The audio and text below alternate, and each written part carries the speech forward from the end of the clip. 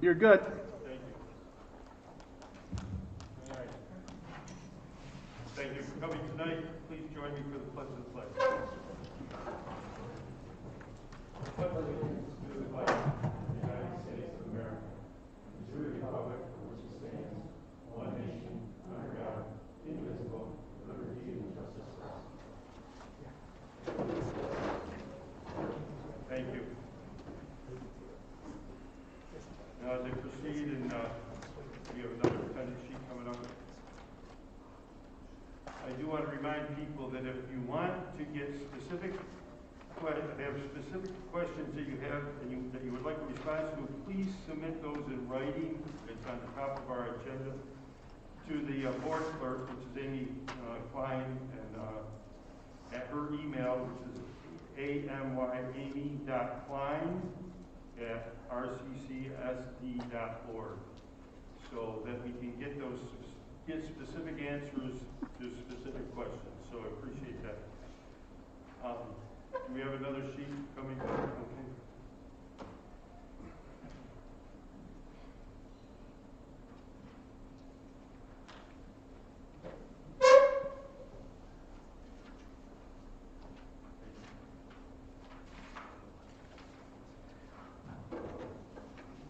Okay. For public forum, I'm looking at our sheets. We have just one person. Kevin, would you like to speak? Yes. Please.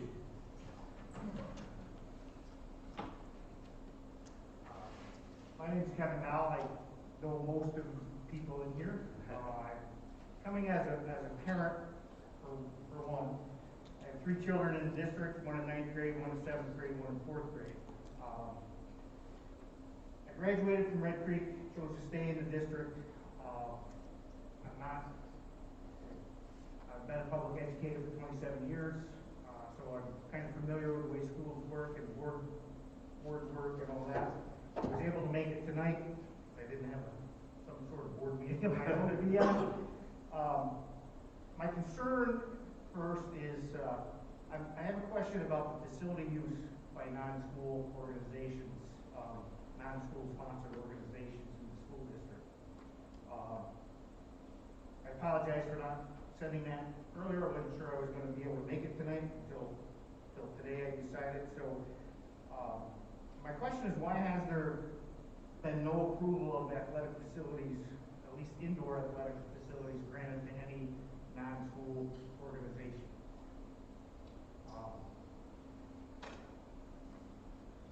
Facilities are being used for Yuga Rec, are being used for school sports. I'm here on behalf of the Red Creek Ladies Soccer Association as a board member and as a parent. We would like to try to use indoor facilities. We have about 27 students, 27 kids that participated in our fall program. We haven't had any indoor practices for our older kids in 2 years. We haven't had a place to practice. We did use the facilities, outdoor facilities this fall to try to get a younger group going. Right now, we're at a limbo where they haven't touched soccer ball or anything since October. So that's primarily my question, and I don't know if it's COVID related or if it's other things. I don't know if any other organizations are using the school facilities, Boy Scouts, Girl Scouts at all. Kevin, Dr. Porter is going to have the opportunity to answer. Okay. So the question, yes, there's 2 pieces to that. Last year, everything was pretty much shut down because of COVID restrictions, and really we weren't getting the clearance from the Department of Health to allow for our facilities to be used openly. That has changed. Obviously, outdoor use is very different than indoor use, but I haven't received anything from outside organizations that you're talking about. So if they have a request for use, they need to submit it. All right. So be happy to look at it. Okay. So it's just a matter of... I can't approve anything I don't have, right? Right. Yep. Okay. So I have a copy of the facility use, and we will turn it in and go from there. Great. Thanks. Okay, thank you, Kevin. Okay. Welcome, Mr. Curtis.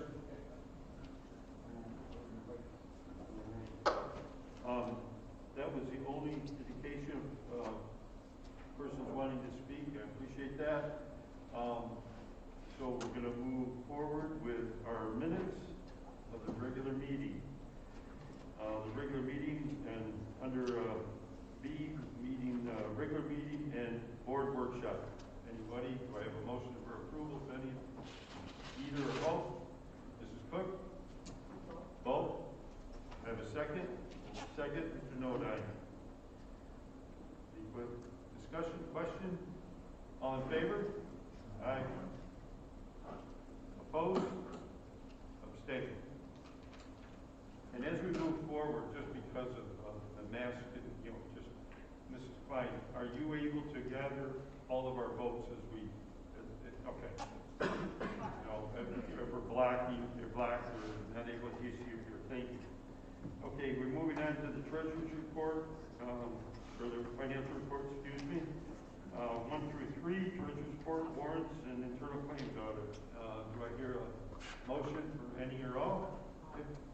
Okay, all from Mrs. Allen, motion. Second? Mrs. Cook? Okay, any discussion? Okay, thank you. All right, all in favor? Aye. Opposed? Abstain? Thank you. Okay, we don't have any unfinished business and reports. Excuse me. Moving on to the certified staff, under new business, we've got A through K. I'm not touching. Okay, I see you. You want to go A through K, Mr. Curtis? You want to do M and N? Yeah. Wait a minute. Let's step back for a minute. It's really A through H, yeah. So A through H?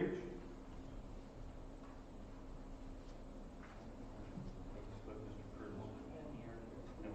Oh. Yeah. Still on the first page. Just, A through H, Mr. Curtis? Okay, I have a motion, I have a second. Mrs. Allen, okay. All right, so A through H, any discussion? Okay. All in favor? Aye. Opposed? Abstained? Thank you. Okay, now we'll flip the page to classified staff. Is that where you want to go, Mr. Curtis? A through K? And then M and N. Okay, so we'll just pull out L. Thank you. Okay, that's a motion. A through K plus M and L. Can I make a change to that? Yes. Can we take out N? I think it's our retirement, is that correct? Thank you. Which one did you say? So can we hold L and N like Nancy? Oh, an N, okay. Okay, so we'll, Mr. Curtis, how's that work? Yep, so your motion A through K plus M. That's all good? All right, we have a second. Yours was a second. This is, okay. Mrs. Madigan is second. Okay. Any discussion? Okay, pretty self-explanatory. All right, all those in favor? Aye. Aye. Opposed? Abstain? Okay. Okay. We have a, if we're going to take it in letter order, we had a L. Do we have a motion for L? I know. All right, Mr. Curtis, probably nobody wants a second. No. Okay, no, somebody's got it. Mr. Nodine, okay. All right. Discussion, please. Boo.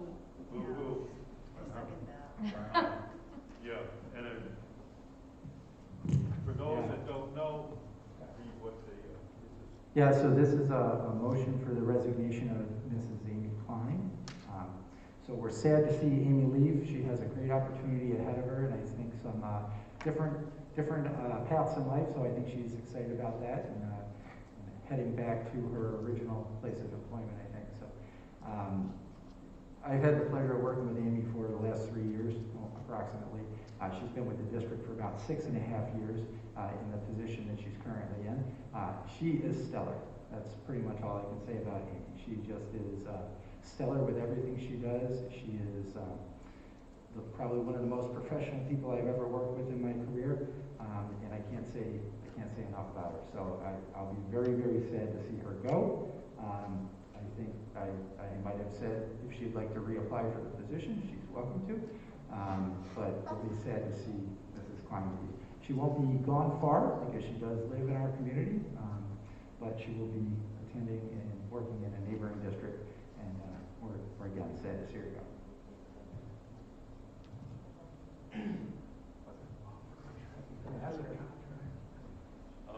My question to the superintendent was, I think we would entertain staying on as the board clerk if you'd like. Something maybe you haven't thought about. So much fun. But we'll let you think about it. Okay. No pressure. She loves bands. Yeah. Well, it got very good. So we had a motion and a second, and I would speak not just for myself, but for the board of the Ken, and I appreciate all the work that you've done over all the years and the time to be able to work with you and what you've provided for us in that position. So thank you very much. All right, so we're putting off the vote, but I guess we have to. Okay, all those cautiously or reluctantly in favor? Aye. Opposed? Abstained? Thank you. All right, we have another, we're on N, keep me on task here, resignation. Do I have a motion for that resignation? Mr. Nodine, second. Mrs. Allen, this is the resignation for Sandy Misso, teaching assistant. Would you like to speak? So I asked Mr. Van Orman if he could just say a couple words for us, but a little bit about Sandy. Sandy started here 13 years ago as a full-time employee with our district, and she has done a great job for us. So being the direct supervisor, if Mr. Van Orman would say a couple words, you can come up, or you can do it from there, whichever one you want. I'm sure everybody in the room can hear me. We can hear you.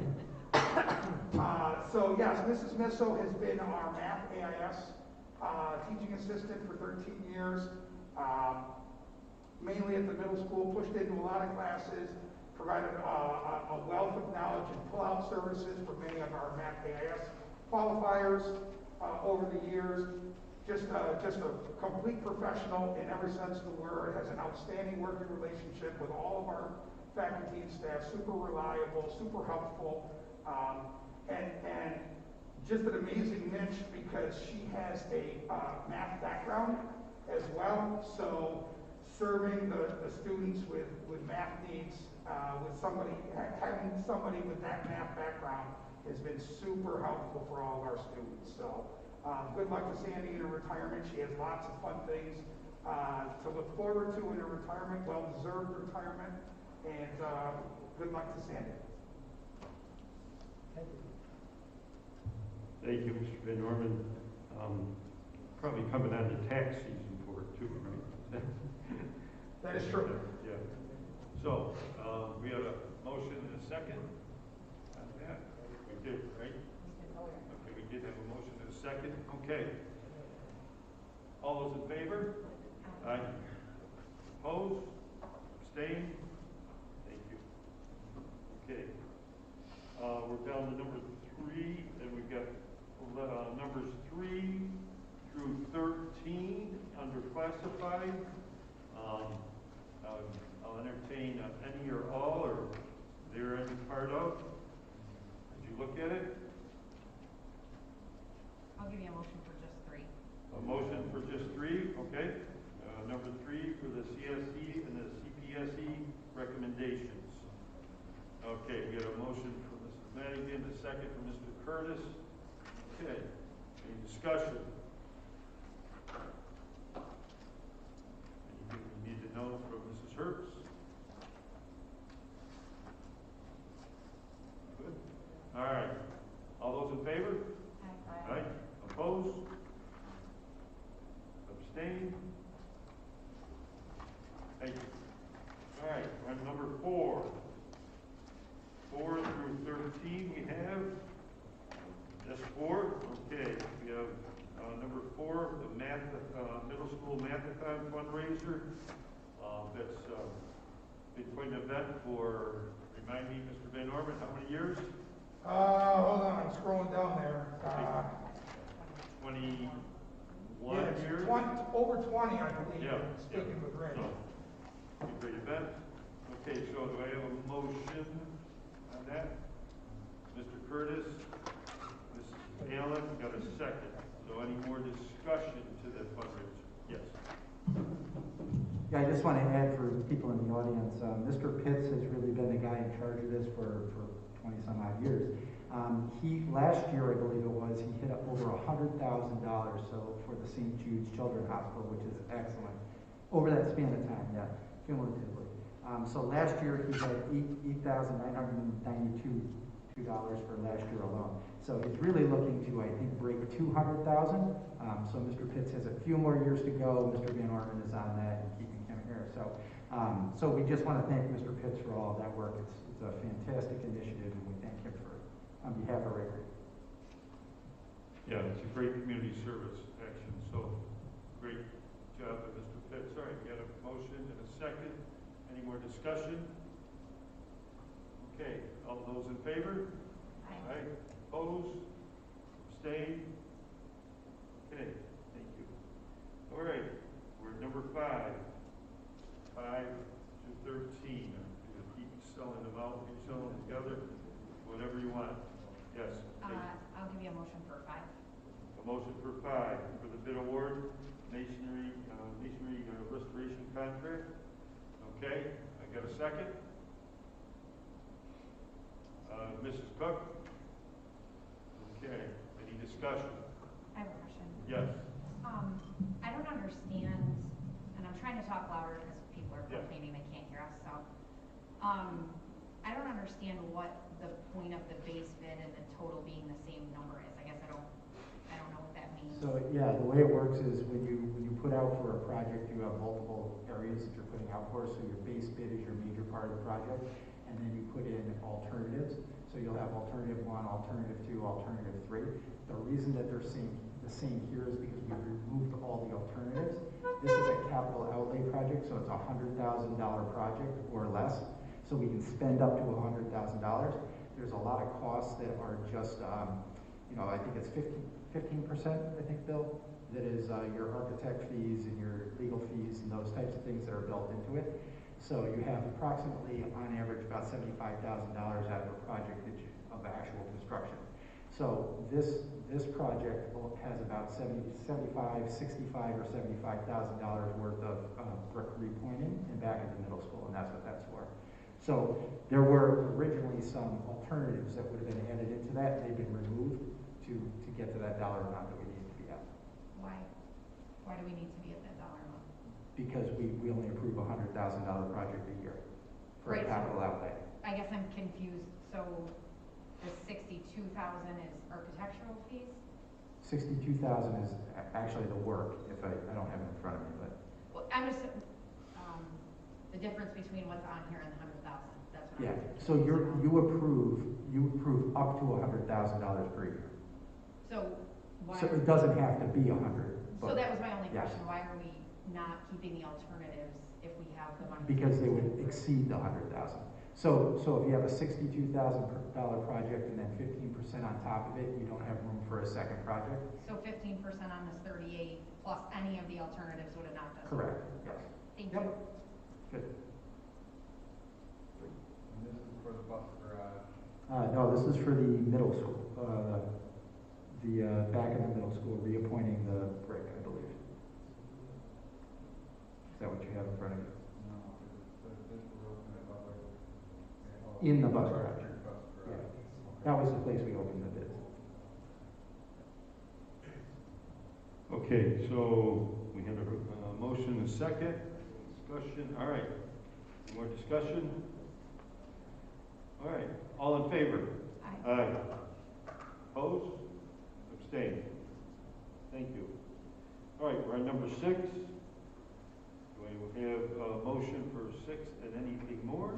It's a single audit report, followed by an audit report for extra class activity funds, and then the external audit for external corrective action plan. I'll make a motion for 6 through 8. 6 through 8, okay. I'll second that. And, okay, so Ms. Allen, the motion is, Madigan, a second. Thank you. Any discussion? Yes? I have a question about the, it would be 8, the extra classroom activities funds. And that's the corrective action. Corrective action plan number 8?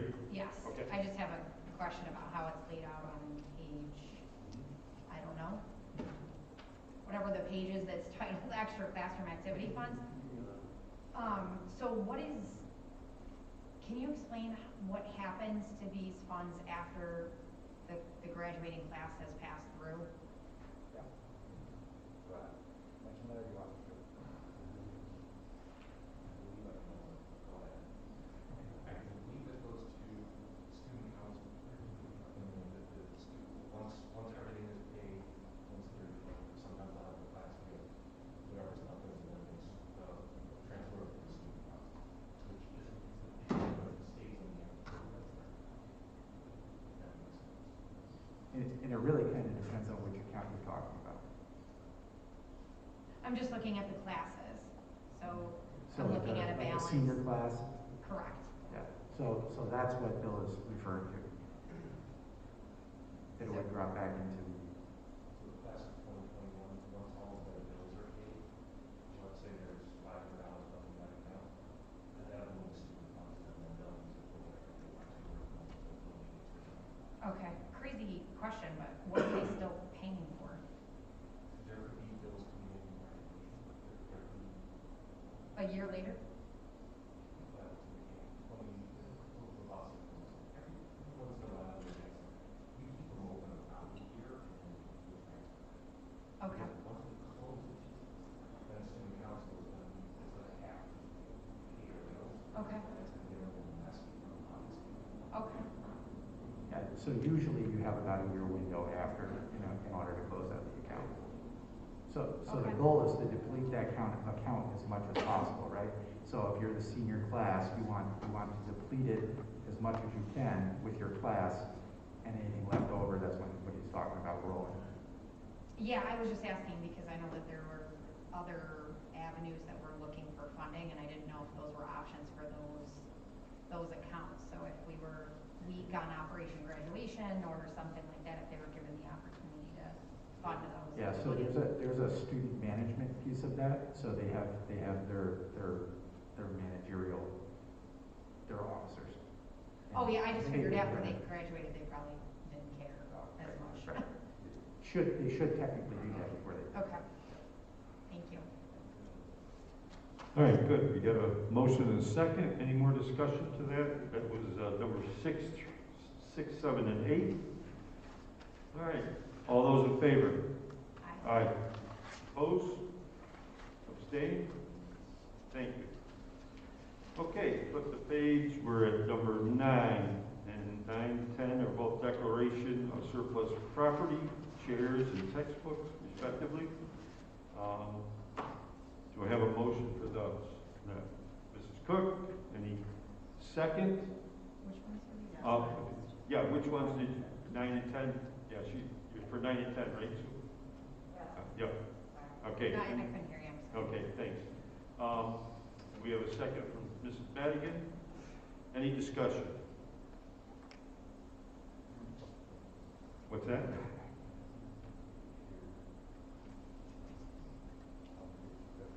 Yep. Okay. All right, any more discussion and thoughts? Okay, all in favor? Aye. Opposed? Abstained? Thank you. All right. 11, acceptance of, we have 2, 11 and 12 are both acceptances of donations. one from the Sterling Valley Community Church to the Kyler Elementary cattle closet, and the donation on behalf of the Red Creek Fairhaven Rotary Club to the Kyler Elementary cattle closet. Do we want to put those together? Yes, and their hats and mittens. Thank you. Both. Good time of year. Going to get colder. All right. So, motion. I'm sorry if I missed it. Yeah. Thank you, Mrs. Allen. Second. Mr. Nodine. Okay. Any discussion? It's always my piece will just be it's great that people want to donate these kind of things and think of the school as being a go-to in the community. So, and that's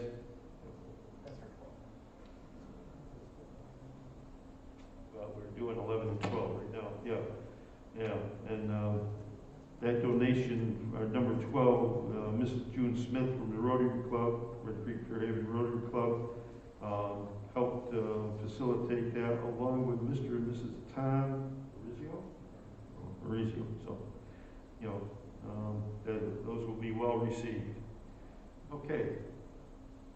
All in favor? Aye. Opposed? Abstain? Thank you. All right, last one, number 13, COVID mitigation specialist. I have a motion. I'd like to pull it for executive, please. You'd like to pull it, okay? All right, so we'll pull that for executive. Thank you.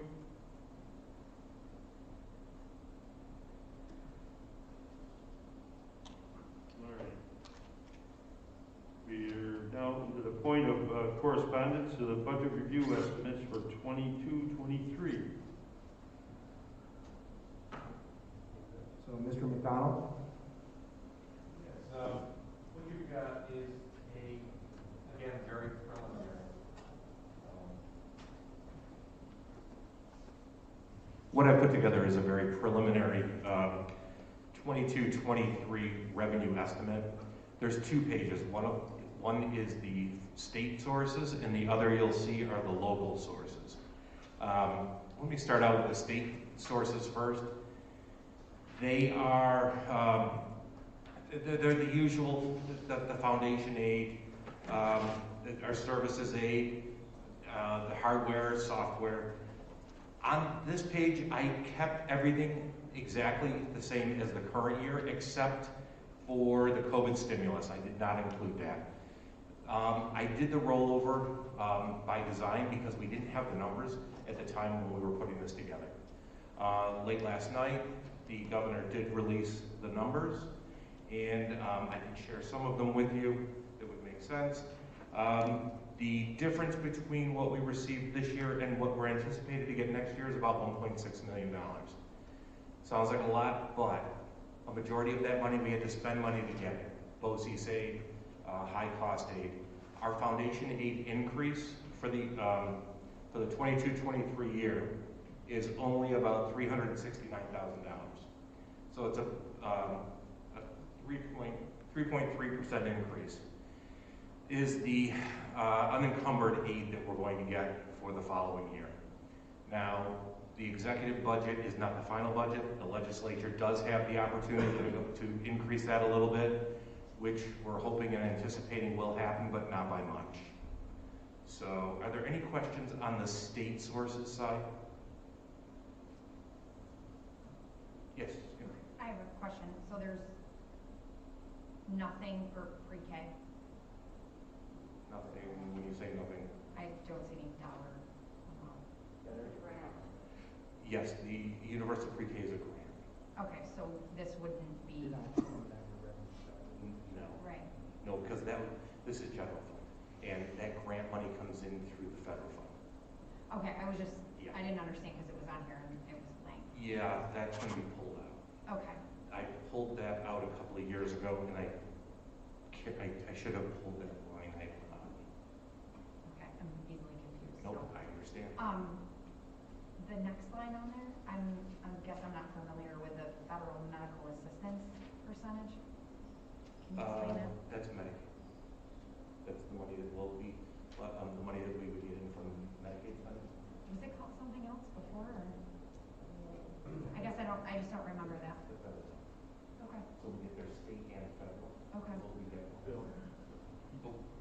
There's state and federal He Medicaid. doesn't want to scream. We at get me. both. No, I know. Okay, thank you. Mr. McDonald, you're looking for, are they projected more money from last year? Is that what you're saying? We're gonna get about, for just straight foundation aid, we're gonna get about $369,000 more, which is not reflected on this sheet. We didn't have that number available. So your executive runs came out yesterday. Last night, yes. The executive runs are that's when your governor goes out and does her budget and they release the runs to the school. So that executive run shows you or reflects $369,000 increase for your foundation aid, but in that you will also see your BOCES aid and how much comes back to the district. What he was talking about before is in order for those to increase, you have to spend more money. So we've contracted out with BOCES and we've received more. And also high cost, and we're looking into that. High cost aid is some of your special ed students, their programs are more costly. I think it's, Julia, $37,000 for your threshold? Threshold, yeah, it's up there in the 30s now. In the high 30s. Yeah. So anything that, like a program that we send a student out that costs more than approximately $37,000, we get paid back on that. And depending on how many students she has in that category, will fluctuate between year to year. So it'll increase your aid one year, it'll decrease your aid another year. So what he's trying to tell you is that those aids that fluctuate, if you take them out of the equation, you'll only have an extra $369,000 from year to year difference. So you increased our aid $369,000. Does that make sense? If I could just add, when you use the word threshold, that's the district's portion. Anything over that, the state will aid us for. Right. All right, any other questions on the state side? All right, if you flip that over, you'll see the local sources. I'm still fine-tuning a lot of these. You'll notice that the property tax went up a little bit. What I wanted to represent there is if we were to do a 2% increase in the property tax, what that number would look like.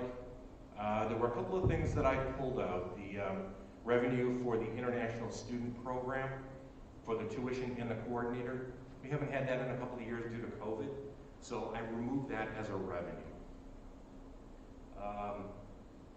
There were a couple of that we increased the refund from the prior year BOCES. That's basically when they bill us and then they do their end of the year billing. If we've overpaid them, we'll get that refund back. I raised that to $150,000 because we've been getting about $160 to $170 on a regular basis. So I was a little conservative with that number at $150.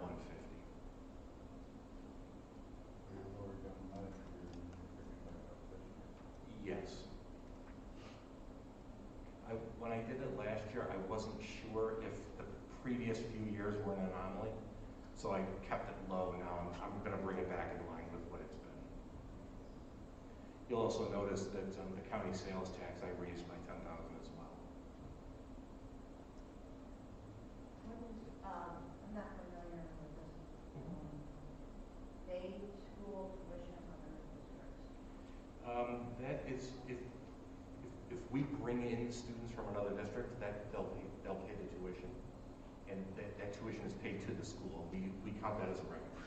So we're bringing students into our district for what purpose? Are they attending what, special ed programs? Primarily, yes. Is it a majority of them special ed program? Okay. Okay, thank you. Okay, I have a couple of questions. Sure. So the international student program coordinator, why would that be listed on there? We don't pay that position or receive anything. We may have in the past. That would have been before me, but I kept it on there. Okay. I zeroed it out though, you'll see. Yeah, well, I was just wondering. And the same with the tuition. Prior to 2021, before COVID, we were getting. I don't know why, it's always been on there, and it's always been, Okay. it's not a paid position. Right, okay, I was just wondering. And then what is the gift that we received? That would be any gifts, whether it be from Target, any monetary gifts that are given to the district, whether it's from an individual or a corporation. Do we get a lot of gifts? Depends on what year, it depends on the year. There are some years we get more than others. Individuals, they'll $500 for band instruments, let's say. We would record it as a revenue on that line, and then it would be spent on whatever the gift was intended to be spent on. It just seemed odd that there was nothing in 2021 and then 25,000 in 21, 22. Well, that was COVID, unfortunately. A lot of the numbers that are represented on here were the actuals, and you'll see that on the budget side as well. We took a hit from COVID. So are you using the 25 for the budgeted number from historical numbers? Yes. Yeah. And that could be the, well, no, it wouldn't be the value of an item. It would have to be cash. So I think of like school tools, where we've got a Untitled Chapter, the little box tops, all types of things. So those end up in that same category. Obviously not $25,000. It's basically an anticipated revenue placeholder, is what you're looking at. Yeah, it was just such a large jump. I was surprised to see that that would be the type of change that you would see from year to year. You mean Thank you. 0 to 25,000? Right. Yeah. So the difference is you have your budgeted and you have your actual. So in the 2020-21, you have your let's say you actually received 0, but we have budgeted 25,000. You have 3 columns there, right? So Right. Your first column is your actual 2020-21 actual. Your second one is the revenue budgeted. So we budgeted 25, but we took in 0. And what he's doing is he's anticipating the $25,000 again. All I'm saying is it seemed, What's that? that's just a lot of box tops to figure you're gonna get $25,000 when Right, you there's other stuff. didn't get any, you know what I mean? Correct. Okay, thank you. Any other questions? Do you feel you're in a position here in January, at this point, do we have more knowledge coming from the state than we've had in the past at this point, or are we still waiting for a lot of information to be able to really get into the meat of developing the budget? Yeah, that's a great question. We had the increase in the foundation aid number for a while. What the governor decided was that they were going to fully fund our foundation aid, and that they were going to take that and divide it over 3 years. So we've actually had that number. It is interesting to point out that the increase in our foundation aid is not a penny more than what they say that they owe us divided by 3. So we could say that there was an increase in our aid, but we knew what was coming, and there's nothing additional more than what they say they've owed us since 2009 when they froze the foundation aid formula. Right, so they're making us whole essentially, and then we are hopeful that you'll see it on your legislative side. Yes. So any increase really will come from the legislative side at this point.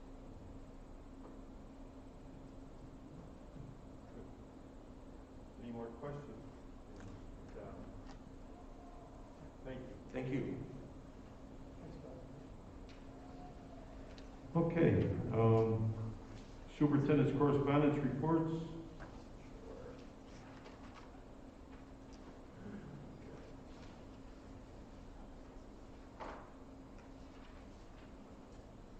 All right, to start off, I just wanted to talk a little bit about some of the things that we have going on. We have a salt barn update. So as you know, we had entered in some discussions with the North Rose Wolcott School District, the town of Wolcott, and the village of Red Creek, and entering into an agreement or a conversation for an agreement about building a salt barn in Wolcott on Red Creek Road and back at the village, the town hall, the town building, the highway building. Wow, that took a while. I got it. All right, so at this point, we are entering an agreement to talk to them about the feasibility. So a feasibility study is about $1,600 for us to enter into that agreement. That's broken into all the parties that are participating in that. So we have entered that part.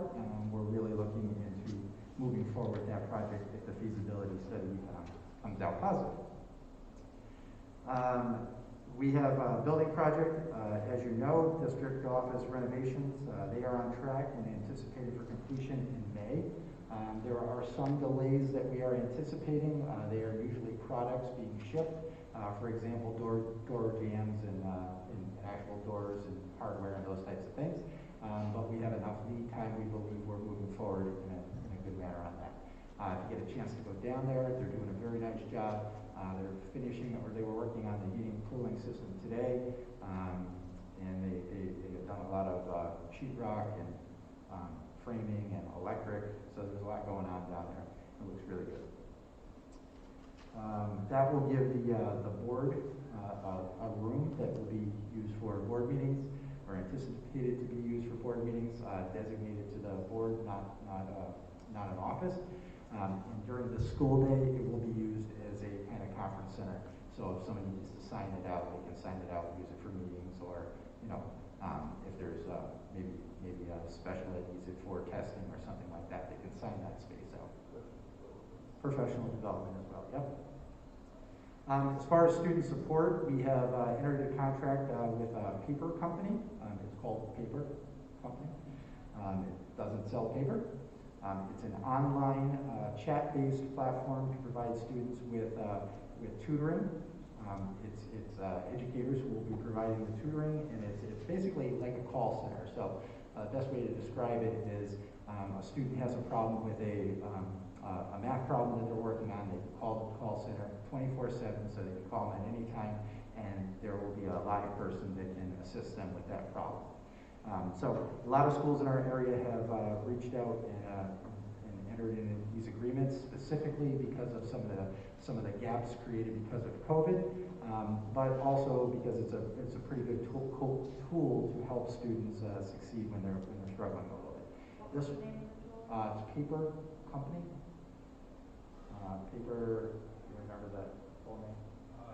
Paper Company Incorporated, I think it was. Yep. And I can send you some more information on that as well. Basically, it's 24/7 access. Students have access, but teachers and administrators will also have access to the platform, so they can log in and see what the students are, how the students are interacting with the tutors. It's funded through the ESSER, the COVID funds, so the COVID relief funds. It's approximately about $75,000, and $25,000, but it's grades 6 through 12 at this point that we'll be offering to. So pretty much any student in 6 through 12, whether they are struggling or not, can log into this program and all have access to them. As far as our communication specialist, on January 10th, BOCES appointed 2 communication specialists. They will be divvying them up between the schools in need at this point, and we'll be receiving ours soon. So they're working on the assignments currently. So we hope to hear from them in the next week. I did send them a follow-up email today, just asking where we were in the process. So it looks like we'll be moving forward pretty well with that. We do have a couple stories that will be out there or have been out there, some in each building that one of the BOCES communication specialists are working on. So you'll see those shortly if you haven't seen them already. And the other thing that I wanted to talk about just real briefly, last Friday we sent out some information in regards to COVID and where we were. About 20 seconds after I sent that out, there were some changes that came through, and we are working with the county right now to kind of work through those changes. So right now, isolation and quarantine periods have decreased down to 5 days. They are counting day 0 is the first day of symptoms, or the date that they test, whichever one comes first. So for example, if a student has symptoms on a Saturday and tests positive on a Sunday, Saturday is day 0 and Sunday is day 1, and Thursday would be day 5. So the student could return to school on Friday if their symptoms are resolving. So are resolving is the key word. It doesn't mean that they're gone completely, but it means that they are getting better, they're improving, which means that they do not have a runny nose and has not had a temperature for over 24 hours. So if they're in that window of 24 hours and have a fever, they are not allowed to return. Testing positive and how it relates to school. So if your child has tested positive per the New York State CDC guidance, they should isolate for 5 days. The Red Creek Central School District is saying your child can return to school in 5 days if their symptoms are resolving, if they do not have a runny nose and they do not have a temperature in 24 hours. And the student does not need to test before they return. There's a couple pieces for unvaccinated and vaccinated. So unvaccinated members of the household need to stay home for 5 days from the last date of contact with the positive individual. So that's if somebody in the household is positive and the other people in the household are unvaccinated, they need to stay home for the 5 days. Vaccinated members of the household may return if asymptomatic, so no runny nose, no fatigue, no headaches, no sore throat, no fever. When there's a positive case on a team, so this is a little bit different, this applies to athletics, or in class or a grade, unvaccinated individuals will not be automatically quarantined at this point. So that's a big change from in the past. If there is more than one positive case on a team in a class or a grade level, we'll consult with our local school specialist, the Wayne County school specialist, to determine if it needs to quarantine as a group or pause the team or have a class or grade go remotely temporarily. So basically, what they're saying is the quarantining days have changed. They are not going to be quarantining the same way that they did previously. In fact, quite a bit different. If there's a cluster, so they're considering clusters, they indicate that it's two or more individuals in a smaller group. But if they're a cluster, they will still consider quarantining those groups. But we won't be doing the same level of contact tracing and quarantining as we have done in the past. So this is a memo. I have a copy for all of you on the board. It will be sent out shortly, actually after our meeting tonight, to our community so that everybody else has a copy of it. It's already been sent out to our administrative team so that they can look it over and understand where we are with that for tomorrow. So this will start immediately, effective immediately. Christy Smith's aware of it. She's been working through some of this. It does not really decrease anything that she's doing on her end for the COVID mitigation. There's quite a bit that she's still doing behind the scenes, nights and weekends and all those types of things. So I just wanted to bring that to your attention. Really, that's what I have for our updates at this point. Does anybody have any questions for the administrators or myself? That's okay. Sure. The 6 through 12, the paper company, Yep. has that information been rolled out? It has not. Okay, so when is that going to happen? So right now we're in the phase of basically our rollout. So we've met as an administrative team with the organization. They demoed it out for our administrators, I think a couple days ago maybe. So now we need to work with our faculty and staff to get them to understand. It's really it shouldn't be a lot of contact with our faculty and staff unless they want to, right? So it really is self-sufficient for the student. It's basically an opportunity for the student to reach out to another resource. Certainly the teachers can access it and see what they're doing and provide feedback as well. So if they choose to do that. Okay, is there a target date that you're looking for? Yeah, right now we're still in the planning phase, so the rollout will probably be, by sometime at the beginning of next month. Okay.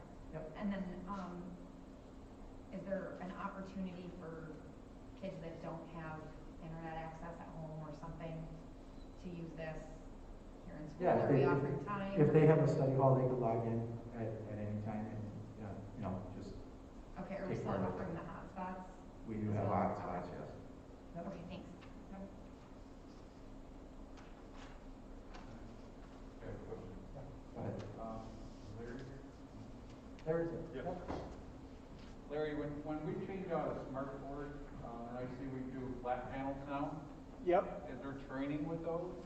Yeah, we just a couple weeks ago, before break, we offered training to all the elementary schools, teachers, because they were the ones that got the majority of the new flat panels back in the summertime. There were 3 dates that were given to be able to take any trainings that they wanted. Did people jump onto it for the training? There was 5 people that went to the different trainings that Eric had had him sign in for, and then that's where they got the training that they were looking for. Okay, thank you. You're welcome. Any other questions? Yep. I had one, actually on your report as well. I feel like we talked about the Smart Bond grant before. What's the time frame around that? Right now, I'm trying to find 2 parents to be on the committee. Once we have those 2 parents, we are going to start moving forward with that committee to make the decisions that need to be going into the Smart Bond. So to further your answer, is a 2-year process to access the funds. So you go into a submittal. So there's a submittal window, and it's been averaging 6 months to 8 months previously to go under review, and then it gets kicked back to you, and then it's reviewed again after you submit your changes. So he's in the process of putting a committee together to actually write the actual document.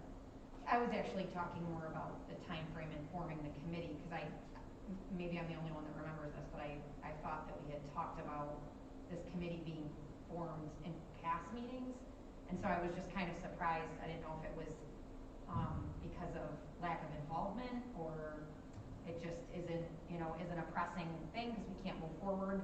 So I just was surprised. I think you have all the parties except for parents, correct? I have all the parties. I'm just waiting on trying to find parents who would be interested in being a part of the committee. Okay. Is that being communicated out to everyone, or how are you recruiting for that? I've been using other administrators and parents in their connections with parents who would like to be involved, and those people are the ones that I've been communicating to. I'm probably going to use Parent Square in the next week or so before, because I'm only looking for 2 parents. So I don't want a rush of parents coming in for the committee. So I want to make sure it's done properly before putting it out to the community. Well, I'll put in a little plug for you. If there's anybody out there in the audience here, or anybody who's watching remotely and would like to contact Mr. Lang, and we can get that up and running.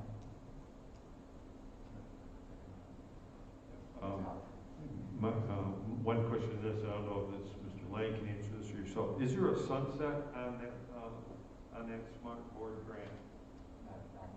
There's no sunset time on it. Not right now, no. Good, thank you. Okay. Any other questions, board members, to have with the administrative reports or anything we've done? No, good. So do I hear a motion to move to executive session? Mrs. Allen, second, Mr. Curtis. Thank you everyone for coming tonight. Have a safe drive home. And our next meeting next month. Thank you. I